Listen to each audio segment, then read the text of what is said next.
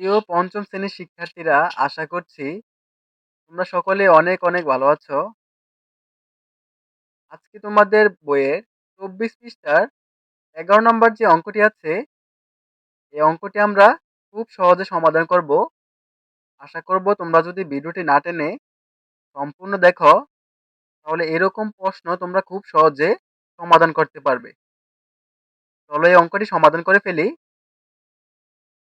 শিক্ষার্থীরা, অঙ্কটি সমাধান করার আগে তোমরা যদি এই চ্যানেলের নতুন দর্শক হও, তাহলে অবশ্যই চ্যানেলটি সাবস্ক্রাইব করে দিবে। চলো ভিডিওটি শুরু করি।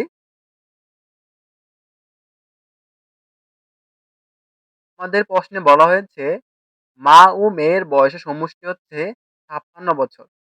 তার মানে মা আর মেয়ের যে বয়সটা আছে, এই দোনোটা বয়স যদি যোগ করি তাহলে হয় ৫৬ বছর।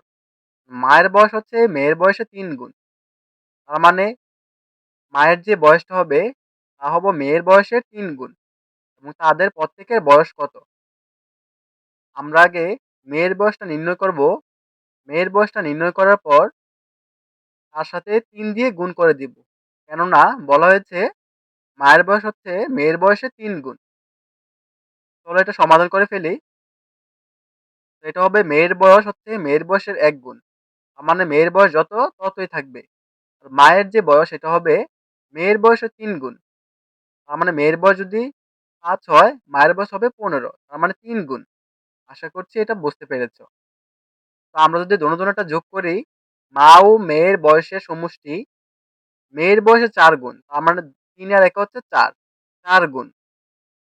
তো আমরা আগে মেয়ের বয়সটা নির্ণয় করব।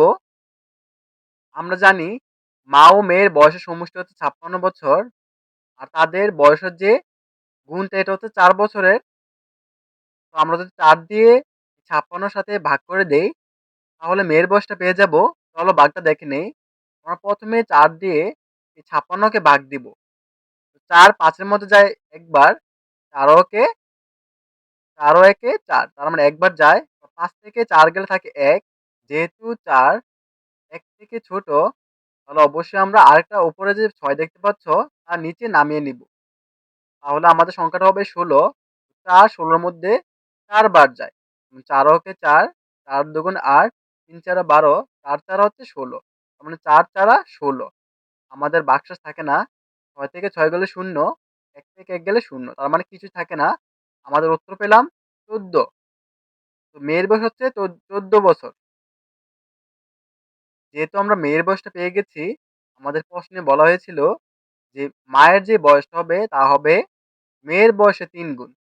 তার মানে মেয়ের বয়সের সাথে ৩ গুণ দিলে আমরা মায়ের বয়সটা পেয়ে যাব। তো মায়ের বয়স আমরা যদি ৩ দিয়ে গুণ দিয়ে দেই মেয়ের বয়সের সাথে, তাহলে মায়ের বয়সটা পেয়ে যাব।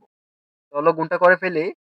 ৩ দিয়ে যদি আমরা ৪ এর সাথে গুণ করি প্রথমে, ৩ ৪ হচ্ছে ১২, ১২ ২, হাতে আছে ১ এবং ৩ একে ৩, হাতে রেখে হচ্ছে ৪। সুতরাং ৪২ বছর। আমাদের উত্তর বলা হয়েছিল তাদের প্রত্যেকের বয়স কত? আলাদা প্রত্যেকের বয়স বাইর করতে বলা হয়েছে। তো আমরা বাইর করলাম। মেয়ের বয়স হচ্ছে ১৪ বছর এবং মায়ের বয়স হচ্ছে ৪২ বছর। আশা করছি তোমরা এই প্রশ্নের অঙ্কটি বুঝতে পেরেছ।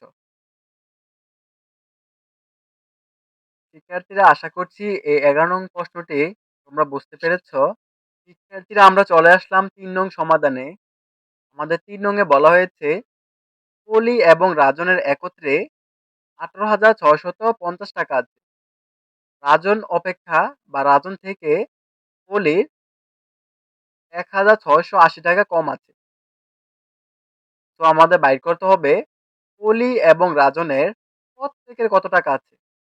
তো আমরা এখান থেকে যেই প্রশ্নটি দেওয়া আছে বা যেই ক্লুটি দেওয়া আছে এগুলো দেখে তাদের প্রত্যেকের কাছে কত টাকা আছে এটা নির্ণয় করব। চলো নির্ণয় করে ফেলি। প্রথমে আমরা পলির টাকাটা বাইর করব। বাইর করার জন্য আমরা কি করতে হবে? পুরো যে টাকাটা আছে এটাকে ২ দিয়ে ভাগ করতে হবে। কিন্তু ভাগ করার আগে আমাদের দেখতে হবে রাজন থেকে পলির কত টাকা কম আছে।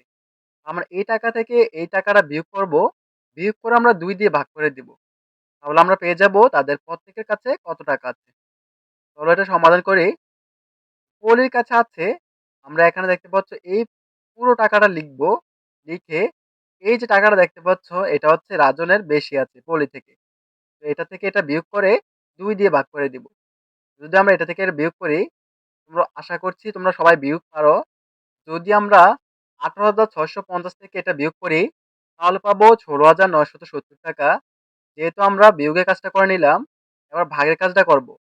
তো আমরা এই সংখ্যাটাকে ২ দিয়ে ভাগ করে নিব। ভাগটা চলো করে নেই। ২ দিয়ে ১ম এ আমরা এই ২ টি সংখ্যার মধ্যে ভাগ করব। ৮ দুগুণ হচ্ছে ১৬। তার মানে ২ হচ্ছে ১৬ এর মধ্যে ৮ বার যায়। আমরা বিয়োগ করব ৬ থেকে ৬ গেলে ০, ১ থেকে ১ গেলে ০। তার মানে এদিক দিয়ে ০ র দাম নেই। আমরা এই ৯ টা নিচে নামাবো। নামানোর পরে ২ এ ৯ এর মধ্যে যায় কয়বার আমরা এখন গণবো। ২ একে ২, ২ দুগুণে ৪, ৩ দুগুণে ৬, ৪ দুগুণে ৮, ৫ দুগুণে ১০। তার মানে ১০ তো নাই। আমরা এখানে ৪ বার নিতে হবে। ৪ দুগুণ হচ্ছে ৮। তো যদি আমরা ৯ থেকে ৮ বিয়োগ করি থাকে হচ্ছে ১। তো আমরা ২ ১ এর মধ্যে যায় না। আমরা এই ৭ টা এখন নামাবো নিচে। নামানোর পরে হবে ১৭। ২ ১৭ এর মধ্যে ৮ বার যায়। ৮ দুগুণে ১৬। এখন ১৭ থেকে যদি ১৬ যায় তাহলে ১ থাকে। ২ তো আর ১ এর মধ্যে যায় না। আমরা কি করব? সর্বশেষ যে শূন্যটা আছে এটা নামাবো। ২ ১০ এর মধ্যে ৫ বার যায়। ৫ দুগুণ হচ্ছে ১০। তার মানে ভাগশেষ আর থাকে না। আমাদের উত্তর হবে ৳৮,৪৮৫ তার মানে পড়ে আছে ৳৮,৪৮৫ এবার আমরা বাইর করতে হবে রাজনের টাকাটা। রাজনের টাকাটা কি করতে হবে বাইর করার জন্য এই যে পলি টাকা আছে এটার সাথে তোমরা যত টাকা বেশি আছে পলি থেকে তা যোগ করে দিবে। যেমন দেখতে পাচ্ছ রাজনের আছে, আমরা পলির টাকাটা আগে লিখে নেব। লিখে নেওয়ার পর পলি থেকে যত টাকা বেশি আছে এটা আমরা যোগ করে দিব। এটার সাথে যদি এটা যোগ করি তাহলে আমরা পাই ৳১০,১৬৫ তোমরা অবশ্যই যোগটা করে নিবে। তার মানে আমাদের বলা হয়েছে পলি এবং রাজনের পৃথকভাবে কার কাছে কত টাকা আছে। তো আমরা তো বাইর করে ফেললাম। এটা হচ্ছে পলির টাকা। পলির আছে দেখব পলির আছে ৳৮,৪৮৫ এবং রাজনের আছে রাজনের টাকা হচ্ছে এই যে ৳১০,১৬৫ আমরা লিখে দিব পলির আছে এত টাকা এবং রাজনের আছে ৳১০,১৬৫ আশা করছি এই প্রশ্নটি তোমরা বুঝতে পেরেছ।